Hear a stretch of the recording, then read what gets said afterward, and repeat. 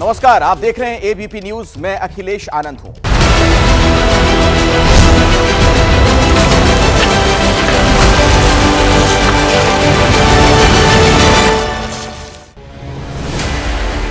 Middle east में तनाव बढ़ा, महायुद्ध होकर रहेगा।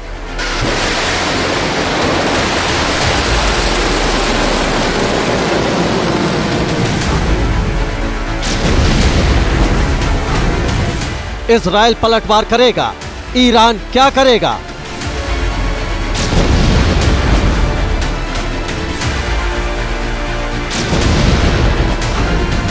ईरान वर्सेस इजराइल, क्या ये जंग रुकेगी?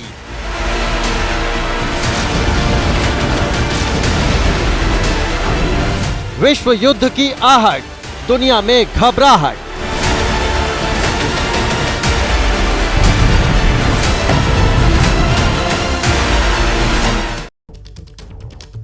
दुनिया एक बार फिर से महायुद्ध की कगार पर आ खड़ी हुई है।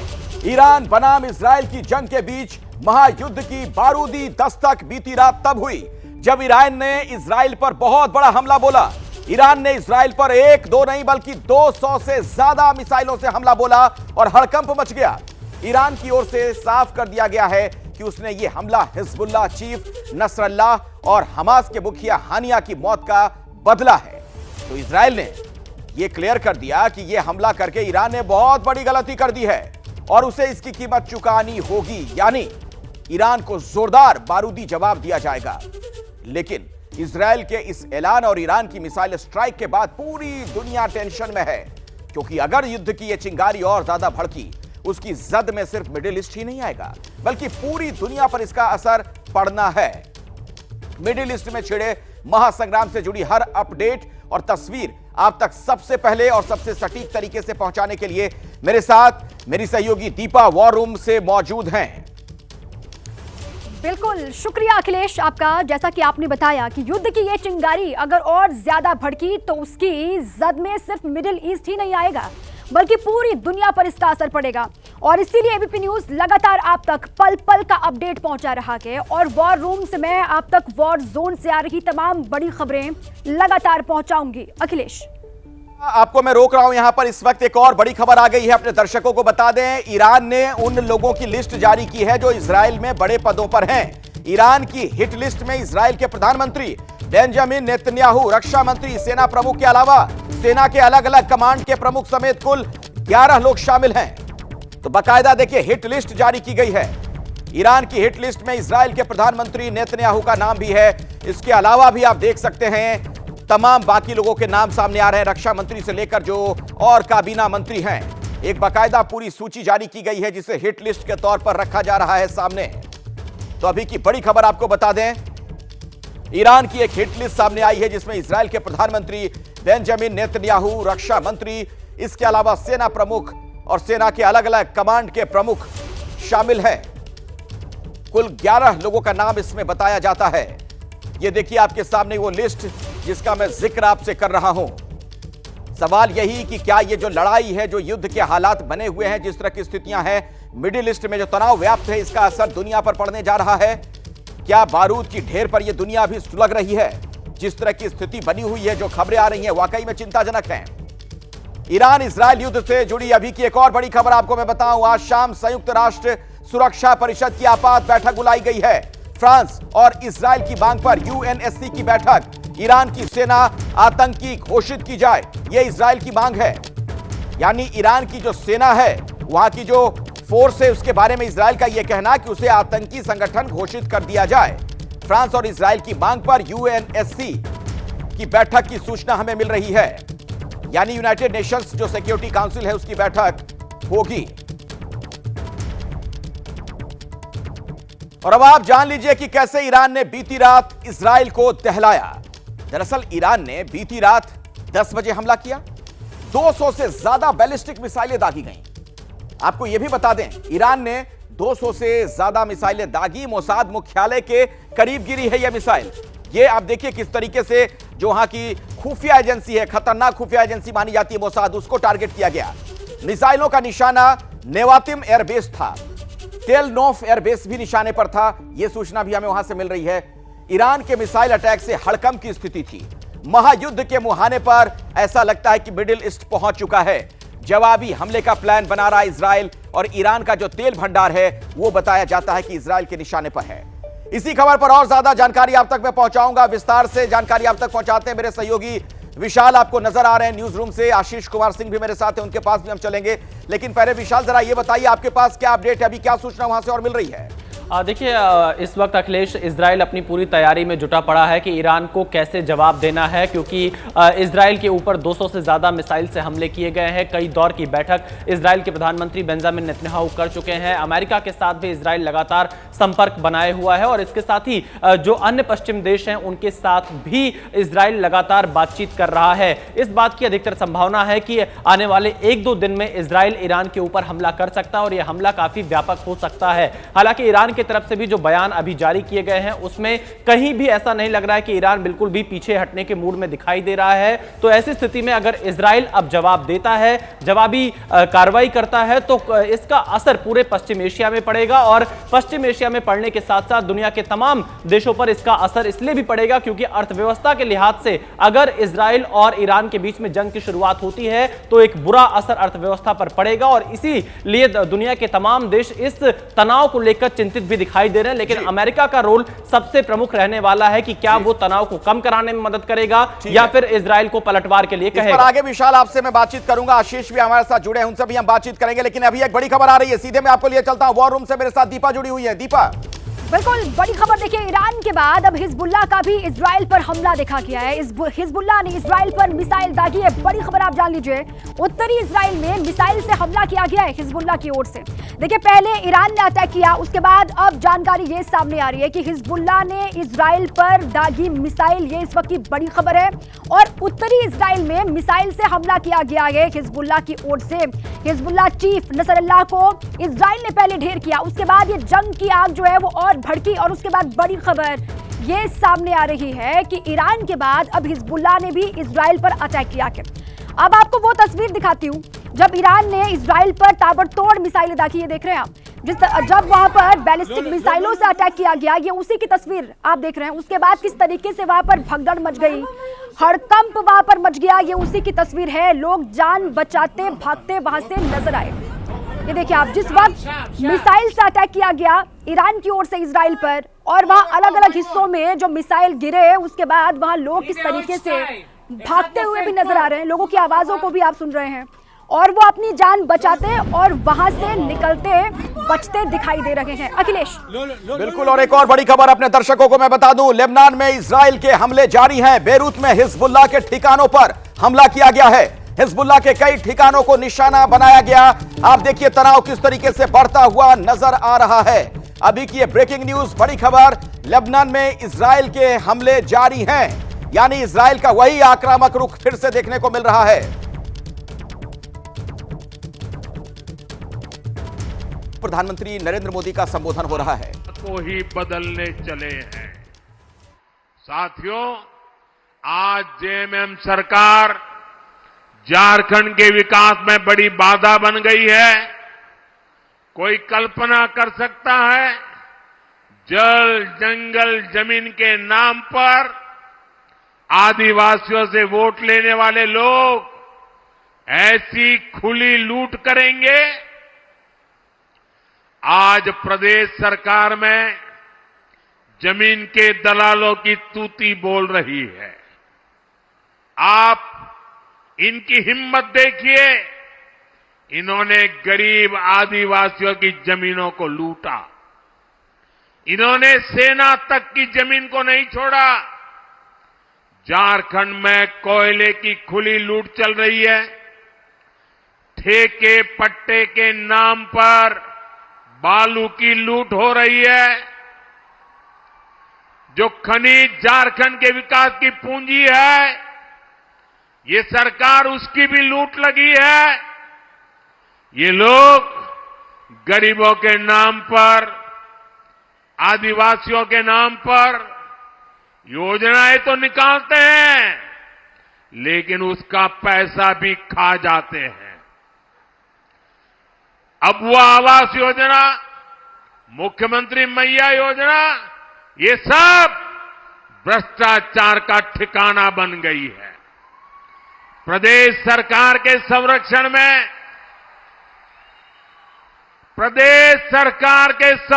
में यहां पेपर लीक कराने वाले गिरोह चल रहे हैं।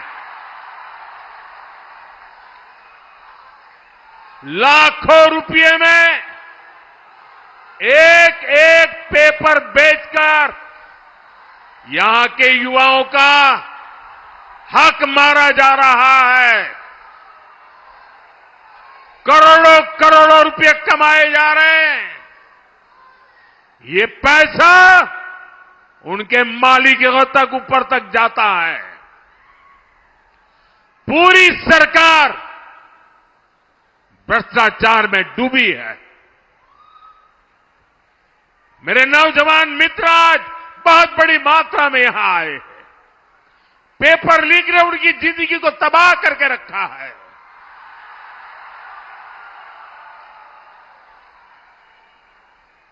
क्या आज जो झारखंड में सरकार चल रही है, ये मेरे युवा भाई बहनों का भला कर सकती है क्या? ये आपका भला कर सकती है क्या? साथियों, केंद्र सरकार की योजनाओं में भी प्रदेश सरकार भ्रष्टाचार करने से पीछे नहीं हट रही है। ये गरीब के राशन का पैसा डकार रहे हैं। ये गरीब के पानी का पैसा हड़प रहे हैं। जल जीवन मिशन में भ्रष्टाचार कर रहे हैं। अरे हमारे देश में तो परंपरा रही है, पानी के लिए तो गरीब आदमी भी अपने घर के बाहर एक पानी का मटका रखता है, ताकि आने जाने वाला कोई राहगीर अगर वो पानी प्यासा है तो उसको पानी मिल जाए। गरीब आदमी भी पानी पिलाता है। ये सरकार जल जीवन मिशन में पानी के काम में भ्रष्टाचार कर रही है।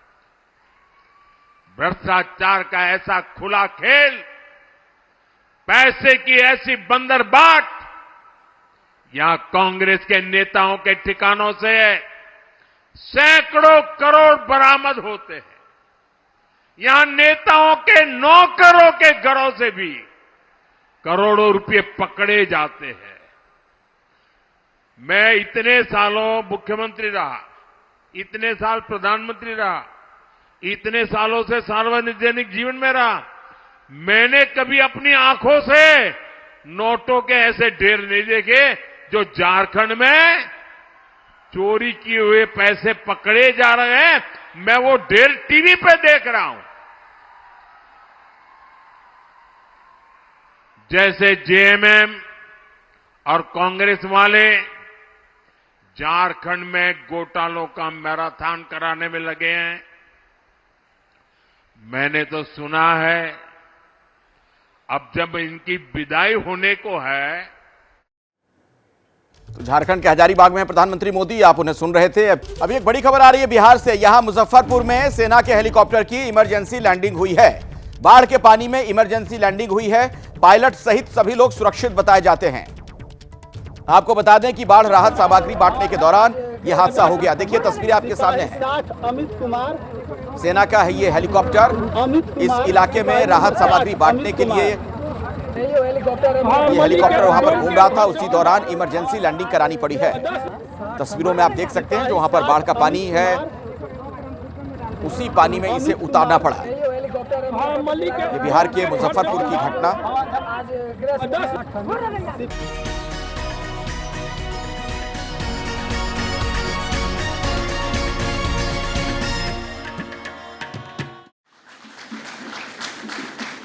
नमस्कार, मैं हूं दिबांग। अभियान बेमिसाल स्वच्छता के 10 साल इस विशेष कार्यक्रम में सबसे खास मेहमान इस समय हमारे साथ हैं। CR पाटिल साहब, आपका स्वागत है। जल शक्ति मंत्रालय के आप मंत्री हैं। मैं ये आपसे ये जानना चाह रहा हूं कि जब इसकी घोषणा हुई स्वच्छता मिशन की, प्रधानमंत्री ने इसकी घोषणा की 6 महीने के अंदर ही, जब सरकार बनी थी उनके 2014 में, तब से अब तक 10 साल हो चुके हैं। आप कैसे आंकते हैं इस सफ़र को, इस अभियान को? गुलामी से मुक्त होने के लिए महात्मा गांधी जी ने सत्याग्रह छेड़ के रखा था। गुलामी से मुक्त होना एक बहुत बड़ा काम था। फिर भी महात्मा गांधी जी ने कहा था कि स्वतंत्रता के साथ साथ स्वच्छता भी हमारे लिए उतनी ही आवश्यक है। तो आप सोचो, एक तरफ स्वच्छता है, एक तरफ स्वतंत्रता है, दोनों के पल्ले कौन भारी है। और उसके बारे में महात्मा गांधी जी उस टाइम में उसके लिए चर्चा करते थे, उसके लिए काम करते थे। मगर स्वतंत्रता मिल गई, स्वच्छता नहीं मिली। और कई सालों तक बाद में न सरकारों ने, न कोई एनजीओ ने, न कोई लोगों ने कभी उसके ऊपर ध्यान दिया। हमें गंदगी की आदत हो गई थी। मगर महात्मा गांधी जी की इस कल्पना को साकार करने के लिए 2014 में हमारे आदरणीय प्रधानमंत्री श्री नरेंद्र मोदी जी ने लाल किले से जब स्वच्छता की बात की, स्वच्छता ही सेवा की बात की, तब कई विरोधी दलों ने उसका विरोध किया कि लाल किले से प्रधानमंत्री स्वच्छता की बात कर रहे हैं, टॉयलेट की बात कर रहे हैं। मगर उसकी आवश्यकता थी और लोगों ने इस बात को समझा और उन्हें सपोर्ट किया। वो जो यात्रा चल पड़ी, लोगों का जो सपोर्ट मिला। मोदी साहब कहते हैं कि जब ऐसे कामों में जब तक जन भागीदारी नहीं होती है तब तक ये सफल नहीं होता है। तो जन भागीदारी के साथ ही जन आंदोलन होगा तो ही सफल होगा। ये उनकी बात को लोगों ने पकड़ ली और हर घर, हर एनजीओ, हर व्यक्ति, हर सरकार उसके अंदर जुड़ी और उसका एक परिणाम हमारे सामने आया। पहले 5 साल में ही बहुत बड़ी आर्थिक व्यवस्था आवंटन मोदी साहब ने किया। करीब 32,000 करोड़ से ज़्यादा। वो सीरियस थे कि स्वच्छता ही चाहिए तो उसके लिए पैसा भी लगेगा। तो सिर्फ बात नहीं, काम करने के लिए जो व्यवस्था करनी है वो भी आदरणीय प्रधानमंत्री जी ने कर दी। इसके अलावा, टॉयलेट के अलावा आपको क्या लगता है कि 10 साल में इस अभियान की क्या क्या और दूसरी उपलब्धियां रहीं? देखो, पहले तो मैं बताऊंगा आपको, करीब 11 करोड़ अभी तक ये टॉयलेट बन गए हैं। 60 करोड़ लोग ये टॉयलेट का उपयोग करने के आदी हो गए हैं। 2014 में जब प्रधानमंत्री मोदी साहब ने ये ऐलान किया, उस टाइम सिर्फ 40% टॉयलेट इस देश में थे। 40 से 97 तक, 97% तक ले जाना, ये अपने आप में बहुत बड़ी बात थी। और ये काम प्रधानमंत्री जी ने कर दिया। ये नरेंद्र मोदी जी के लीडरशिप में ही ये संभव है। और इसके लिए हम कहते हैं कि ये लीडरशिप में इसको पूरा कर देना चाहिए। मोदी जी जब कहते हैं कि 2047 की बात करते हैं, कई लोगों के मन में प्रश्न उठता है और सही भी है। उनको लगता है कि टॉयलेट की तो व्यवस्था है नहीं, गंदगी है, तो विकास कैसे होगा? 2047 में हम कैसे पहुंचेंगे? ये सपने को कैसे साकार करेंगे? तो दोनों तरफ है। 2047 की तैयारी करते हुए ये टॉयलेट भी बनाने पड़ेंगे, स्वच्छता भी करनी पड़ेगी, जो मोदी साहब एक कर रहे हैं। और उसके कारण एक प्रकार का रिजल्ट भी मिला है। आप कहते हो उससे क्या हुआ? WHO के रिपोर्ट में आया कि पहले 5 साल में जो बच्चे बाहर जाते थे शौच के लिए, वो बाहर जाना उनका बंद हुआ। बाहर जाने से उनको डायरिया होता था, तो हर साल 60 से 70 हज़ार बच्चे की मौत होती थी। यानी पहले 5 साल में ही 3 से 3.5 लाख बच्चों को बचा लिया गया इसी योजना के कारण। महिलाएं पहले अगर टॉयलेट जाना है तो शाम के अंधेरे की वेट करते थे, जब तक ये गंदगी अपने शरीर में रखते थे। अंधेरे के बाद जब वो बाहर जाती थी टॉयलेट के लिए और कोई गाड़ी जाएगी, लाइट दिखेगी, तो उसको खड़ा हो जाना पड़ता था, उसको शर्मिंदगी लगती थी। और कई बार तो उसकी सुरक्षा के भी प्रश्न इसके अंदर कई बार आए हैं। और अपने घर में टॉयलेट बनाने के बाद 93% महिला को लगता है कि ये मोदी साहब के टॉयलेट की वजह से वो सुरक्षित हो गई है। सुरक्षा की भावना महिलाओं के अंदर आना, ये भी अपने आप में बहुत बड़ी बात है, क्योंकि मोदी जी हर प्रोजेक्ट जब करते हैं तब महिलाओं को ध्यान में रख करते हैं। पर पाटिल साहब, एक बात ये भी है कि जो टॉयलेट्स बने हुए हैं उनके जो गड्ढे खोदे जाते हैं उनके लिए वो छोटे रहते हैं, वो भर जाते हैं तो उनको खाली करना मुश्किल हो जाता है। 2 गड्ढे हों तो भी ये समस्या रहती है। क्या ये भी शौचालयों के साथ एक समस्या है? देखो, ये योजना थी, उसके अंदर अभी नई योजना शुरू हुई है। उसके अंदर हमारे मंत्रालय ने जो तय किया है, जो मोदी साहब का सजेशन भी है कि 1 शॉकपिट के बजाय अभी 2 शॉकपिट होने चाहिए। तो एक अगर भर जाएगा तो दूसरा शुरू होगा, वो दूसरा भरेगा, जब तक पहला सूख जाएगा तो वहाँ जगह हो जाएगी, तो उसको साफ करने की आवश्यकता नहीं पड़ेगी। तो ये रास्ता निकलने की बात है।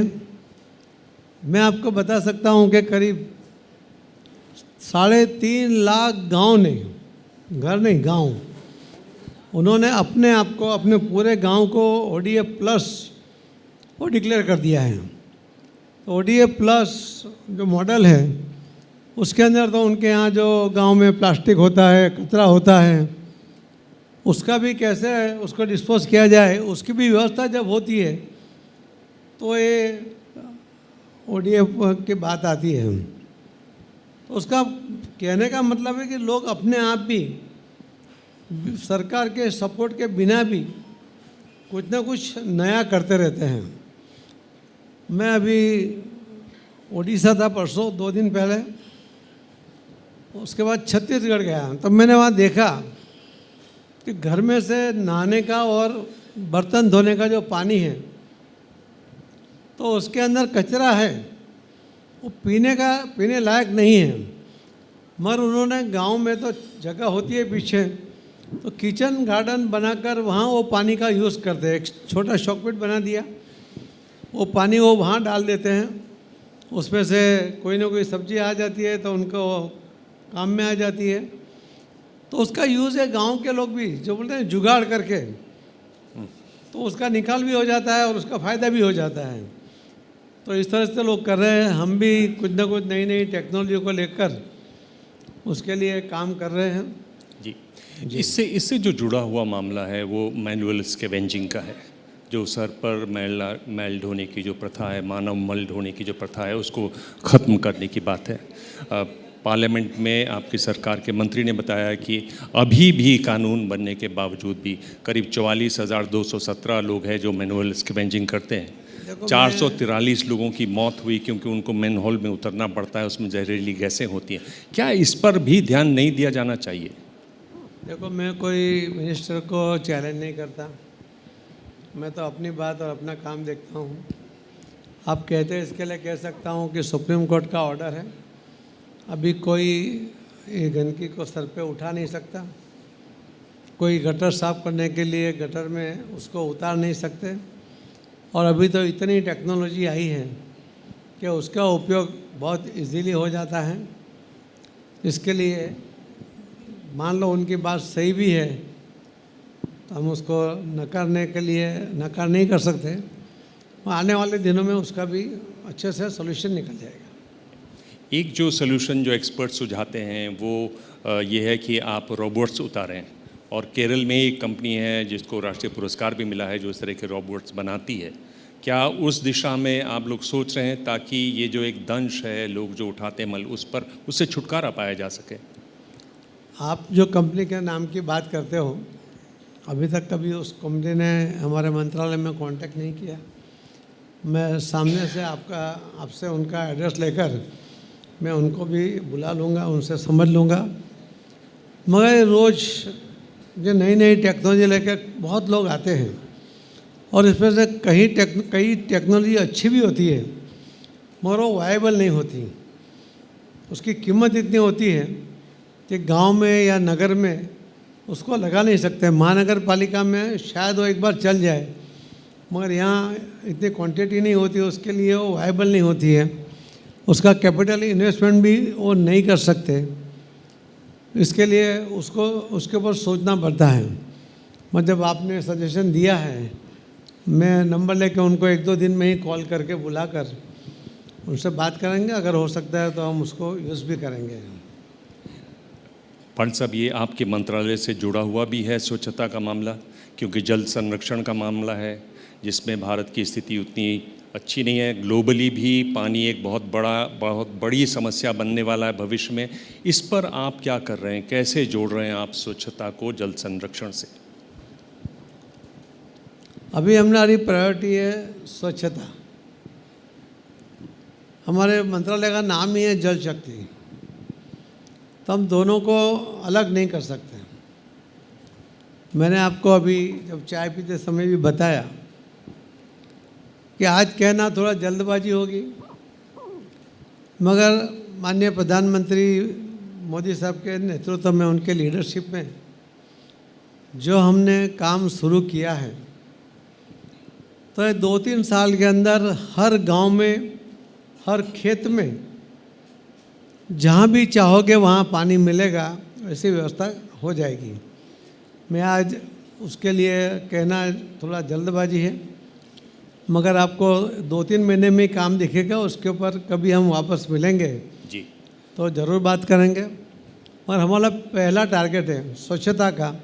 जो आपका जल शक्ति मंत्रालय है आपका, उससे जुड़ा हुआ है गंगा का मसला भी, वो भी काम आप देख रहे हैं। हम लोग देख रहे हैं कि 1858 में टेम्स नदी है जो लंदन में बहती है, वो इतनी प्रदूषित हो गई थी, इतनी बदबू आती थी कि उसके किनारे बसा जो पार्लियामेंट हाउस है वो बंद कर दिया गया था। पर आज उसे एक साफ नदी माना जाता है टेम्स को। हम क्या गंगा से भी इस तरह की उम्मीद, इस तरह की कायाकल्प की उम्मीद कर सकते हैं? आपने गंगा अगर कई साल पहले देखी होगी, और प्रधानमंत्री जी तो वाराणसी से सांसद हैं, उन्होंने नमामि गंगे एक अलग प्रोजेक्ट बनाया, उसके लिए अलग पावर दिए हैं, अलग फंड भी दिया है। अभी 5 राज्यों में से गंगा नदी जाती है। हमने वहाँ 5 राज्यों के सेक्रेटरी के साथ बात किया और उनको कहा है कि दिसंबर 31 तक आपके यहाँ जितने भी नाले अभी नदी में जा रहे हैं उसका DPR बना के भेज दो, लेट नहीं करना है। उसको हमने वार्न भी किया है। 31 दिसंबर तक आ जाएगा। उसके ऊपर काम करके 1 साल के अंदर वो DPR पे काम करते हुए हर नाला हम बंद कर देंगे। वैसे तो बहुत काम हुआ है, जैसे बनारस में भी एक समय ऐसा था कि पानी काला हो गया था, आज आप नहा सकते हो, ऐसा पानी वहाँ भी हो गया है। मगर कानपुर में कई प्रॉब्लम है। वाराणसी और 80 नदी में उसका नाला अभी बह रहा है। हमने वहाँ भी कुछ निर्णय किए हैं। हमने पश्चिम बंगाल में भी 15 DPR बाकी है, उत्तराखंड के बाकी है, वो बिहार के हैं, मगर उन सबको हमने कहा है कि जल्दी से कर दो। हम 1-1.5 साल के अंदर इसको पूरा करना चाहते हैं, तो काम हो जाएगा। तो बिल्कुल आप इसी का उदाहरण दोगे माँ गंगा का, ये हम कह सकते हैं, इतना साफ सुथरे बना देंगे उसको। चलिए, ये तो बहुत बड़ी बात होगी और बहुत अच्छा वादा किया है आपने।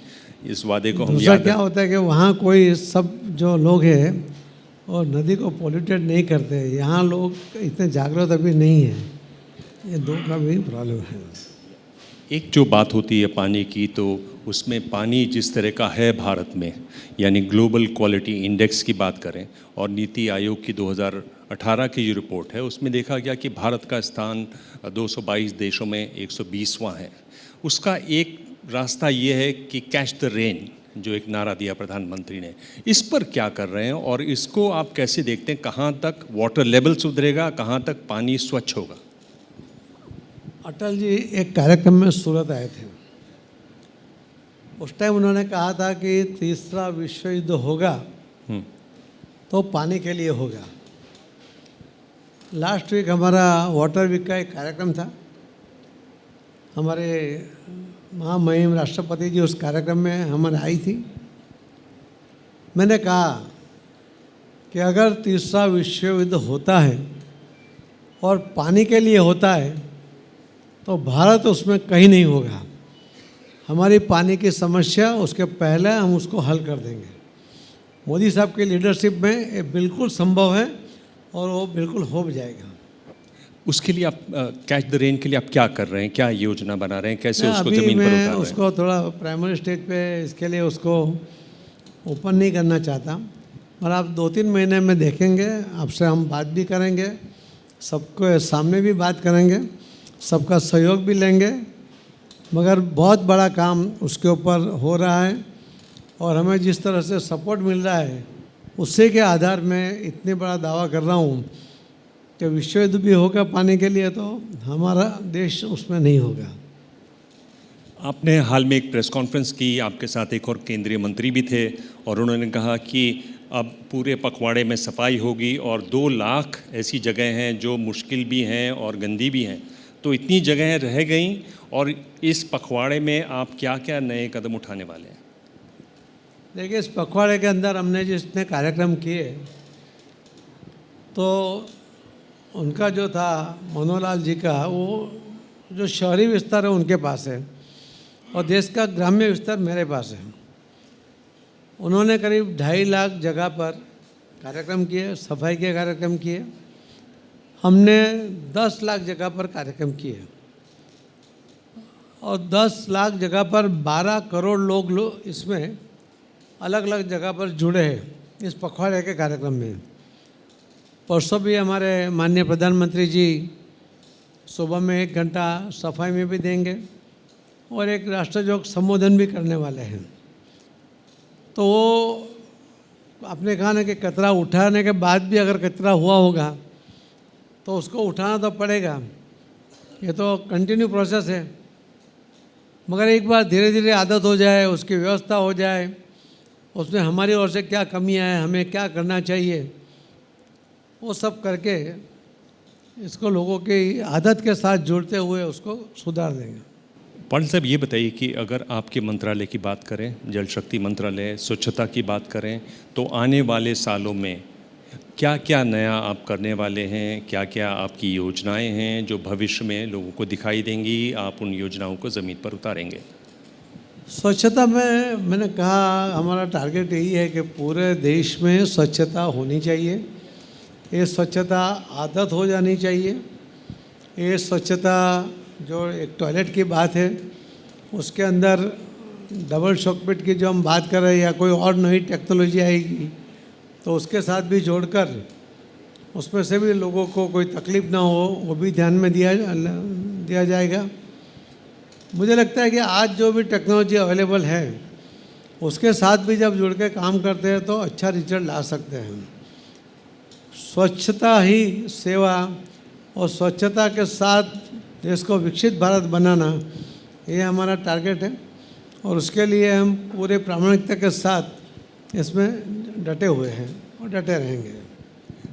इस काम के लिए बहुत फंड्स की ज़रूरत होगी, सरकार मुहैया करवा रही है फंड्स, और एक दूसरा तरीका है कि जो कॉर्पोरेट भारत है, जो कॉर्पोरेट जगत है, वहाँ से भी इसको समर्थन मिले। जो समर्थन मिल रहा है, क्या आप उससे संतुष्ट हैं या और लोगों को सामने आना चाहिए? आप आह्वान करना चाहेंगे, क्या उनसे कुछ कहना चाहेंगे इस मौके पर? देखिए, मैंने कहा पहले आपको कहा कि मोदी साहब ने इस प्रोजेक्ट के लिए 32,000 करोड़ रुपये का आवंटन किया, यानी बहुत बड़ी राशि का उन्होंने आवंटन किया, तो सरकार सीरियस है। मगर जो कॉरपोरेट है या कोई व्यक्ति है, उसको लगता है कि मैं एक गांव साफ कर सकता हूं, या हमारा सर्कल है, एक ग्रुप है, उनको लगता है हम एक दो गांव या कुछ सफाई कर सकते हैं, तो वहाँ उन्होंने हाथ लगाना चाहिए, तो बहुत अच्छा रिजल्ट आएगा। क्योंकि हर गांव में जब सरकार करेगी तो उसमें सरकारी अधिकारी भी होगा, उसका लगाव कम होगा, पैसा तो लगेगा, लगाव कम होगा, परिणाम भी आएगा।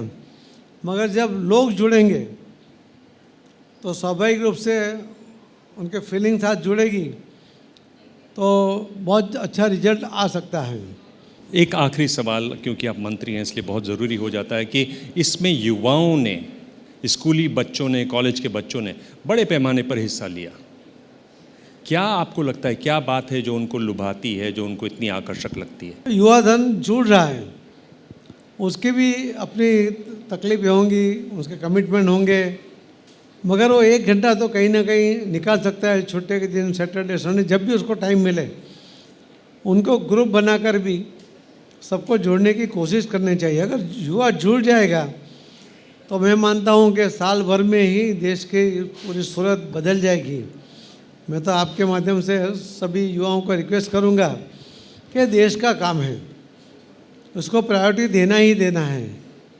अगर इतना तय कर लेंगे तो युवा में कोई कमी नहीं है, उनकी एक ताकत है, उनकी एक सोच है, और वो जब तय कर लेंगे तो सूरत बदल देंगे, इतनी ताकत उनकी है। तो मैं आह्वान करता हूँ उन सभी युवाओं को कि वो इसके ऊपर काम करें। पाटिल साहब, बहुत बहुत धन्यवाद। धन्यवाद। आपने सवालों के जवाब दिए, आपने बहुत सारे वादे किए हैं, और हमारी जब अगली बातचीत होगी उसमें हम देखेंगे कि आपने जो वादे किए उसमें कितने पूरे हुए। पर हम उम्मीद यही करते हैं जो आपने वादे किए वो ज़रूर पूरे हों। धन्यवाद। हम तो आदी हैं वादे पूरे करने के।